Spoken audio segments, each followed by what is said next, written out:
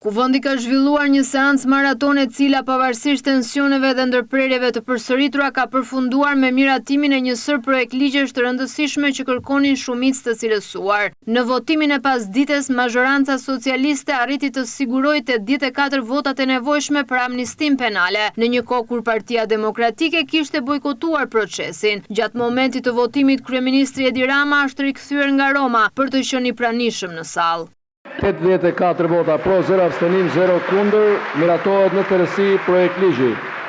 Amnistia pritet të sjellë lirimin e menjëhershëm të 466 personave me styre 11 gra dhe një imitur. Gjithashtu 869 persona të tjerë do të përfitojnë ulje dënimi. Nga kjo amnisti përfitojnë burrat e dënuar me vendim të formës së prerë deri në 3 vite burg, ose që u ka mbetur ky afat për të shlyer, dhe gratë me dënim deri në 4 vite, të gjitha me kushtin që dënimi të jetë dhënë deri në 31 maj të 2026. Përveç amnistisë, kuvendi miratoi edhe një sër nismash të tjera, ndër të cilat 3 projekt ligje për ndryshime në kodin rrugor, të cilat po ashtu u kaluan me 84 vota pro. Mbyllet votimi.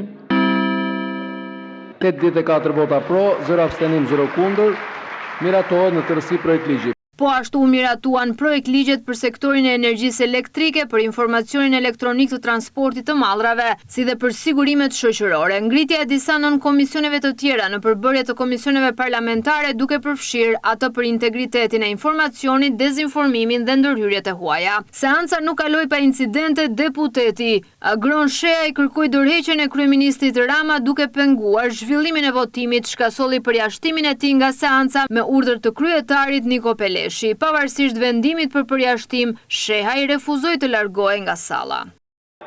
Zoti Shehaj, neni 65, përjashtoheni nga seanca plenare. Përjashtoheni nga seanca plenare, në linit vazhdojmë seancën. Jeni të përjashtuar sipas neni 65 nga seanca plenare. Vazhdoni në obor me TikTokun tuaj, ju lutem. Jo këtu, mos na shqetësoni ne. Ama ky ishte qëllimi të bënit muhabet. Ja arritët, suksese.